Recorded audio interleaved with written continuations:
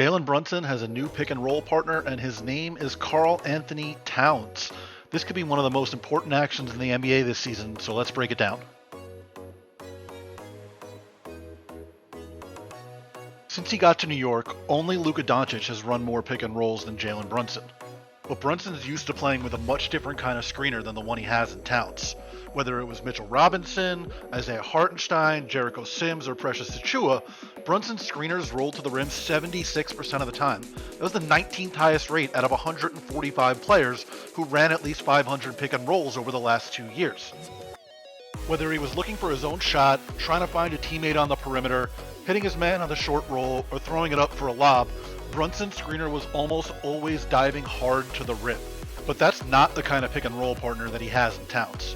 Over those same 2 seasons, Towns only rolled to the rim on around 34% of his ball screens. That ranked 130th out of 144 players who ran 500 or more pick and rolls.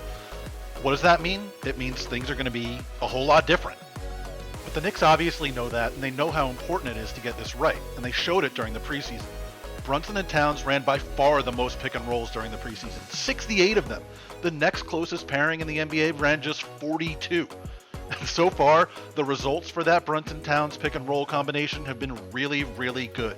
They generated an average of 1.32 points per possession, which would have ranked first in the entire NBA last season. And that's despite Towns himself missing some pretty makeable pick and pop threes from the top of the key created by Brunson. And it's without the Knicks really getting all that creative in the way they're using him in those pick and pops just yet. It's a lot of standard ball screen, big man pops out to the top of the key and then shoots kind of stuff. I'd love to see New York use some of the stuff that the Timberwolves use for Towns in Minnesota, where he comes off the screen, gets another one himself, so he can slip out, draw both big men outside the paint, and then he can go to work. He can shoot the 3 off the dribble, he can shoot the 3 off the catch, and it's just really, really difficult for opposing big men to deal with. This is the kind of thing you would see teams run for Ray Allen, shooters like that. But Towns is a shooter like that, he's just 7 feet tall. And that shooting works as a magnet even when Towns himself doesn't get the ball. Look how high out Naz Reid has to come on this pick and roll. And then once Brunson turns the corner, look who's waiting for him in the lane. It's Dante DiVincenzo. That's not enough rim protection. It even serves the same purpose when Towns does roll. Watch Jonas Valanciunas and how he subtly shifts back towards Towns once Brunson starts turning around, then he hits the Smitty and Jonas isn't there to protect the rim. And beyond just the fact that Towns can hit shots at a 40% rate from the outside, there's also what he can do once you get the ball into his hands, especially against opposing big men. For the most part, these guys are not that comfortable all the way out on the perimeter, so Towns can put the ball on the deck and get himself all the way to the rim.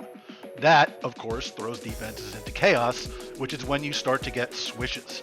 And that is a mismatch problem no matter whether Towns gets the ball or Brunson gets it, or whether they execute a give and go. And that's true whether you find the advantage you want right away or whether it takes a little while.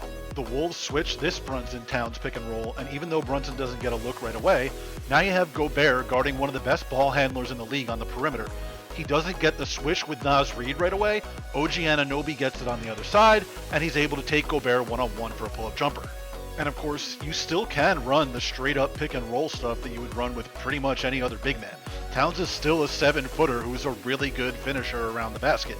He can roll, and Brunson can make these passes just like he did to the big men that he was playing with over the last couple of years.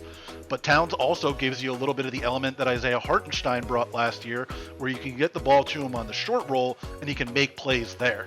That's what makes this combination so dangerous. They can do pretty much everything.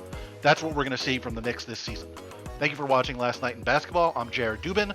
Head over to lastnightinbasketball.com and subscribe today.